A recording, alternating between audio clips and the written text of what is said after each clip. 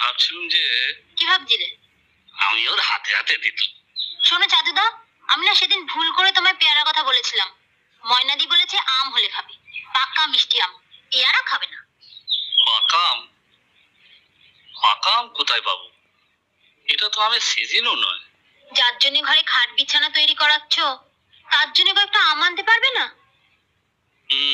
তাহলে তো কলকাতায় যেতে হয়। কলকাতায় শুনেছি নিউ মার্কেটে আম পায়।